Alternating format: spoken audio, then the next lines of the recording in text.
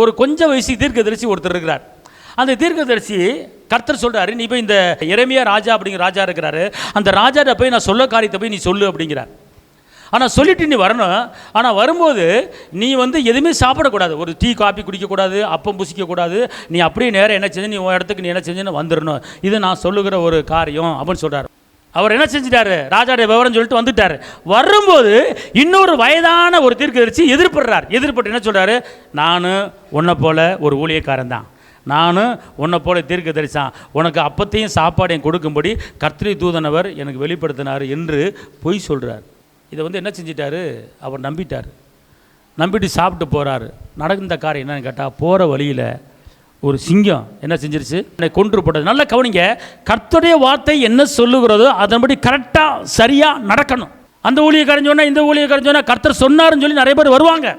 2026ஆம் ஆண்டில் கர்த்தர் சொன்னார், கர்த்தர் உன் குடும்பத்துக்கு இதை சொன்னார், கர்த்தர் உன் பிள்ளைக்கு இதை சொன்னார் அப்படின்னு சொல்லி நிறைய கள்ள தீர்க்கதரிசிகள் எழும்பக்கூடும். அநேக தேவையில்லாத பொய்யான காரியங்கள் உங்களுக்கு வெளிவரும். உங்களை குறித்து, உங்கள் குடும்பத்தை குறித்து, உங்கள் பிள்ளைகளை குறித்து, உனக்கு அதை செய்ய போகிறேன், உன் தொழில் இப்படி வரப்போது அப்படி வரப்போது நிறைய பேர் சொன்னாங்கன்னா நீங்கள் அதை கேட்டுட்டு என்ன செய்யணும் கேட்டீங்கன்னா, ஆமாம் சாமி போடக்கூடாது, நீங்கள் அது உண்மையா அது பொய்யா அப்படின்ட்டு நீங்கள் ஏசப்பாட கேட்கறதுக்கு உண்டான வல்லமை வரங்களை கர்த்தர் உங்களுக்கு கொடுக்க போகிறார். நீ பிள்ளை அப்போ நான் யார் என்ன சொல்ல நம்பிடக்கூடாது. நான் ஊழியக்காரே இப்படி செய்ய போகிறாரு அப்படி செய்ய போகிறாரு அப்போ நிறைய பேர் உங்கள்கிட்ட சொல்லக்கூடும்.